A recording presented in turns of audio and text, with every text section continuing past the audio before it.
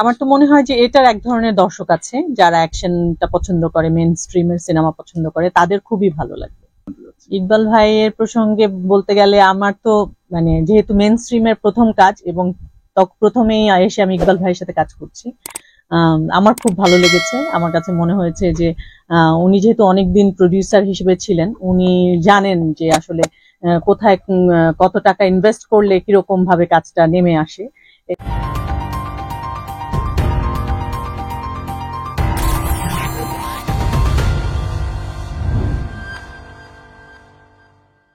আমরা জানি যে রিভেঞ্জ সিনেমাটা অনেক বিগ বাজেটের একটা সিনেমা এবং বড় আয়োজনের একটা সিনেমা, সেখানে আপনি অভিনয় করেছেন মিশা ভাইয়ের বিপরীতে।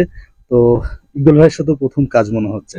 তো এই যে ইকবাল ভাইয়ের সাথে প্রথম কাজ মানে হচ্ছে এটা বাংলাদেশে মানে মেইন স্ট্রিমের যে সিনেমা যেটাকে আমরা বলি, সেই সিনেমাও এটা আমার প্রথম সিনেমাই বলা চলে। রিভেঞ্জে কাজ করে এবং গল্পের কাজ করে কেমন লাগছে? খুবই ভালো লাগছে, খুব ভালো লাগছে। এবং এখন ডাবিং এর কাজ করছি।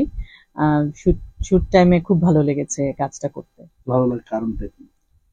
আমাদের দেশে মেইন স্ট্রিমের একটা সিনেমাতে আমি কাজ করতে পারছি এবং এটা অনেক বড় আকারের একটা সিনেমা। ম্যাক্সিমাম সময় তো দেখা যায় যে গোজামিল দিয়ে আমরা কাজ শেষ করে ফেলার একটা টেন্ডেন্সি থাকে, এখানে একদমই এই ব্যাপারটা ছিল না। এখানে প্রত্যেকটা সিন এবং প্রত্যেকটা বিষয় অনেক সুন্দরভাবে শেষ করবে এরকম একটা ব্যাপার ছিল। এটা আমার তো মনে হয় ডিরেক্টরের, পুরোটাই ডিরেক্টরের প্ল্যানিং ছিল।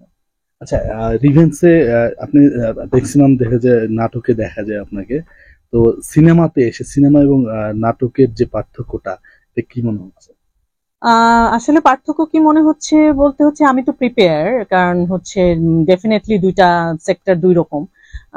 আমরা সিনেমায় এক ধরনের একটু বড় পর্দা যেটাকে আমরা বলি, আর টেলিভিশন তো ছোট পর্দায় কাজ করি, সবকিছুই ছোট ছোট একটা ব্যাপার কাজ করে। আর এখানে সবকিছুই অনেক বড়।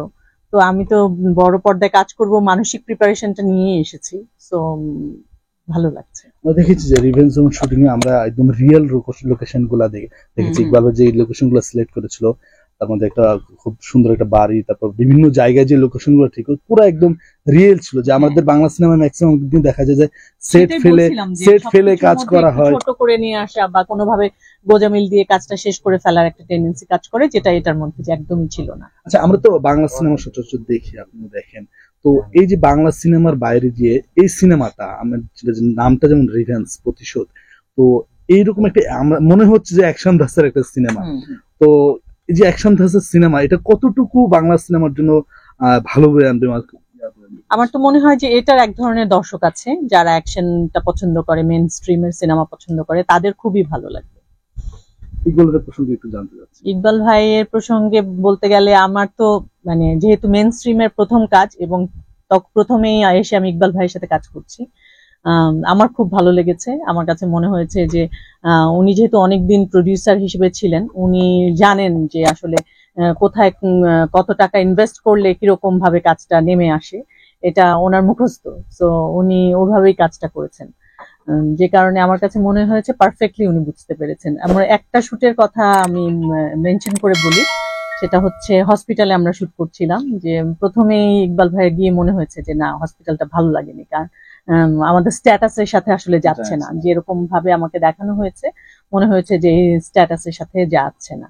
পরে অনেক ভাবে নতুন করে মোটিভেশন করে, নতুন করে ডেকোরেশন করে তারপরে শুটটা করা হয়েছে। এর আগে যেহেতু সিনেমায় কাজ করেননি, সেহেতু প্রথম ইকবাল ভাই রিভেঞ্জ সিনেমায় কাজ করছেন, কিন্তু রিভেঞ্জে কেন কাজ করলেন? এখানে কি গুড় বা মিষ্টি আছে বা চিনি আছে যার জন্য রিভেঞ্জে কাজ করা?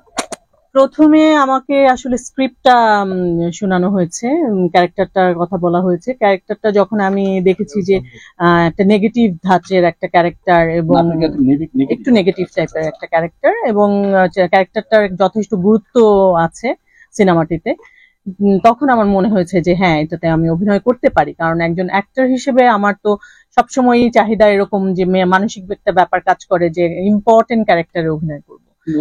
যে বললেন যে খুব গুরুত্বপূর্ণ একটা ক্যারেক্টার, রিভেঞ্জের গল্পের সাথে বা গল্পটা কি আপনার কেমন লেগেছে? যেমন অনেক হয় না যে করার জন্য করি না, করার জন্য আসলে করতে হলে তো আরো অনেক সিনেমা এতদিনে হয়ে যেত। রিভেঞ্জটা কেন, এটা আমি জানতে চাই। রিভেঞ্জের গল্পটা মানে আমার চরিত্রটা আমার খুব ভালো লেগেছে। গল্প তো অনেক সিনেমা অফার আসে যেগুলোর হয়তো গল্প খুব সুন্দর, কিন্তু আমার চরিত্র হয়তো অত ভালো লাগে না, পছন্দসই হয় না। তখন মনে হয় যে না, এটাতে আমি কেন কাজ করব, বা আমার কি গুরুত্বটা আছে এখানে। তো এই সিনেমাটা করতে এসে মনে হয়েছে যে আমার চরিত্রের গুরুত্বটা অনেক বেশি, এবং চরিত্রটা করতে আমার ভালো লাগবে, যেটা আমার কাছে মনে হয়েছে, এবং এসে আসলেই চরিত্রটি করতে আমার ভালো লেগেছে। রিভেঞ্জ সিনেমাটা আসলে দর্শক কতটুকু আসলে গ্রহণ করবে কি মনে করছেন? ওই যে বললাম, যারা অ্যাকশন ধর্মী সিনেমা পছন্দ করে এবং মেইন স্ট্রিমের সিনেমাগুলো যারা পছন্দ করে তাদের খুবই ভালো লাগবে, কারণ তাদের পছন্দসই সবকিছু এখানে আছে। কোন কনফিউশন কাজ করেছিল রিভেঞ্জে কাজ করার সময়? না, একদমই কাজ করেনি। আচ্ছা, মিশা ভাইয়ের সাথে কাজ করছেন প্রথম, উনিও খল চরিত্র আমরা জানি, আপনিও খল চরিত্র, মানে বিষয়টা একটু জানতে যাচ্ছি। এজন্যই আরো ভালো লেগেছে যে মিশা ভাই তো আসলে প্রতিষ্ঠিত একজন খল চরিত্র।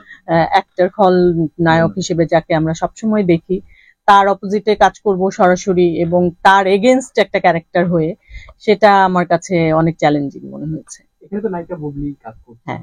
তার সাথে কি আপনি কোনো ক্যারেক্টার ছিল? হ্যাঁ, একটা সিন ছিল। একটু যদি আমাদের শেয়ার করতেন। ও তো পুলিশের একটা ক্যারেক্টার, মানে পুলিশ চরিত্রে অভিনয় করেছে। তো আমি নেগেটিভ একটা চরিত্র, পজিটিভের মধ্যে নেগেটিভ যেটাকে বলে। তো লাস্ট মোমেন্টে এসে আমাদের দুজনের দেখা হয়, এরকম একটা জায়গা আছে। রিভেঞ্জ সিনেমাটা দর্শক কেন দেখবে, তার পাঁচটি যদি কারণ আপনি একজন অভিনেতা হিসেবে যদি বলতে পারেন। এটা এটা তো ভাই দাঁড়ান না, দর্শকদের উদ্দেশ্যে। সিনেমাটা ঈদে মুক্তি পাবে তো? ঈদে যেহেতু সিনেমাটা আর কোরবানি ঈদে মুক্তি পাচ্ছে, তো দর্শকদের উদ্দেশ্যে যদি কিছু বলেন। দর্শকদের জন্য বলবো যে আপনারা অবশ্যই সিনেমা হলে এসে রিভেঞ্জ সিনেমাটি দেখবেন, আপনাদের নিশ্চয়ই ভালো লাগবে। আর সবসময় বাংলা চলচ্চিত্র এবং বাংলা সংস্কৃতির সাথেই থাকবেন। আপনাকে কি নিয়মিত পাওয়া যাবে সিনেমাতে আগামী? চরিত্র পছন্দ হলে তো অবশ্যই পাওয়া যাবে। প্রমোশনের ক্ষেত্রে অবশ্যই একজন আর্টিস্ট হিসেবে তো এটা আমার দায়বদ্ধতা থেকেই যায়। আচ্ছা, ঠিক আছে, থ্যাংক ইউ।